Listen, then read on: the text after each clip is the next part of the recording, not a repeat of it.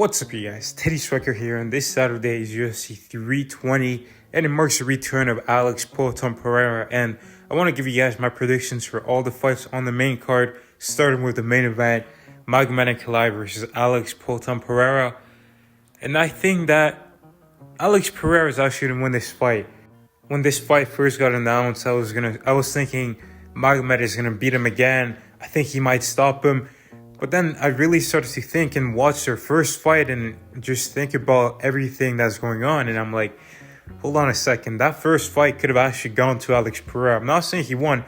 I still had it 3-2 for Magomed. But the first time I watched it, I thought Magomed dominated him. But it was actually a lot closer than that. I gave Pereira rounds 1 and round 5. Like round 3 was really close, but I gave it to Magomed. But yeah, like it was a very close fight.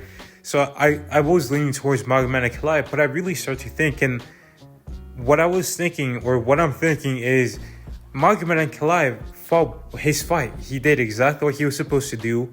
Outside of getting a takedown, I don't see what he could have done better. He fought really well. But Pereira, on the other hand, I feel like he can do a lot of things better. And I felt like going into that first fight, he was worried about the takedown. He was worried about Ankalaev potentially taking him down because this was the best wrestler he had ever fought. He got out-grappled by Jan Blachowicz, and Jan got out-grappled by Magomed. So I could see why Pereira might have been worried. But now he knows that Magomed can't take him down, and he knows that he can take Magomed down. He's supposed to be this crazy Russian Dagestani wrestler. He's supposed to be the 205 Khabib, but you took him down as a glory kickboxer. So I think Pereira's going to have a lot more confidence in his grappling, and that's going to allow him to open up on the feet. And I don't think Magomed is this puzzle on the feet. I don't think he's a guy that Pereira hasn't seen on the feet, this southpaw counter-strike. I think Pereira has seen that style, and he's actually dealt with it. But the problem was the threat of the takedown, and that's what negated Pereira. But I think in this fight, he's going to know, and he's going to have confidence in his takedown defense. He's going to walk Magomed down, and he's going to start throwing punches together. I hope he starts throwing feints as well to mix up his offense and not get countered as easily. Also, Pereira has had time to rest because he was injured in 2024, and he still continued to fight. Even though he wasn't fully healed, he had a lot of things wrong going with him in the Khalil Rountree fight. He had a toe injury.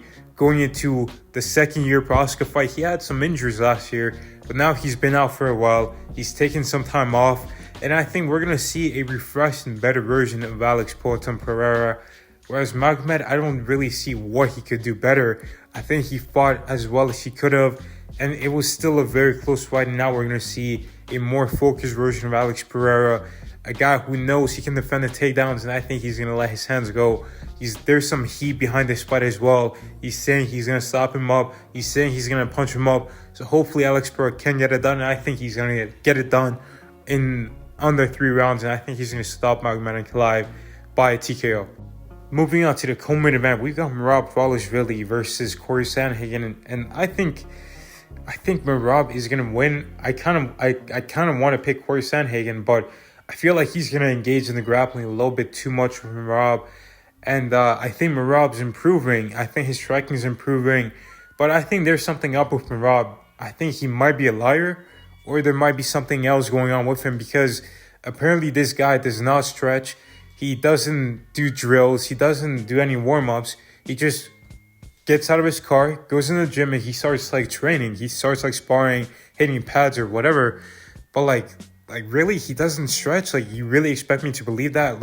An athlete in the prime of his career who hasn't gone really badly injured. Yes, he had injuries, but it's not anything that really forced him out of competition. It should have when he had that nasty leg injury versus Umar, but he still can continue to fight. And I don't know, I don't want to say anything.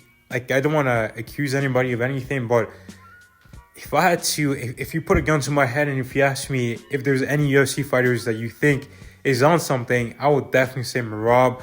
I'm not going to say he is, though. I don't have any proof, but that's just crazy. He can't just be we can't just say he's just a different human being. I think there's something else going on, but regardless, I think he is going to be Corey Sandhagen. I think he knows the blueprint to beating Corey. I think he's going to put the pace pressure, and I don't think Corey has the style to beat him. I mean, he does, but I don't know. Like, I feel like make sure you guys tune in to see my how Corey Sandhagen beats Merab video, but which is dropping in 2 days. But I don't think Corey is going to implement some of these things, and I think he's going to get outworked and out-wrestled by Merab. And I think it's going to be by decision. But then we got Khalil Rountree versus Yuri Proska, and I'm going to go with Khalil Rountree getting this done by decision. I could see this being the fight of the night. I feel like his striking is getting better with Christian Knowles. I think his kicks are going to be on point, his body kicks, his head kicks. And I think he's not going to be as wild as Jamal Hill was on the feet. I think he's going to stay a bit more composed, and I think he is going to be able to hurt Yuri at some points. And we saw those body shots taking effect on Yuri against Jamal Hill, so I think Khalil is going to blast those body kicks and, get himself a decision victory here. Then we got Josh Emmett versus Yusuf Zalal, and I'm going to go with Yusuf Zalal, just basically running circles around Josh Emmett, piecing him up with a jab and not getting hit by anything big for 3 rounds. I don't think this is going to be an exciting fight. So I think Yusuf is going to win by decision. And he's out of his mind if he thinks he's getting a title shot off beating Josh Emmett, who everyone in the division has already beat. But moving on to Joe Pyfer versus Abbas Magomedov, I'm going to go with Joe Pyfer, the man who hits harder than Francis Ngannou, to get this done by a first-round KO over Abbas Magomedov. I think he's going to catch him with something big and put him away. I think he is improving too, to be honest. And I think he's going to win.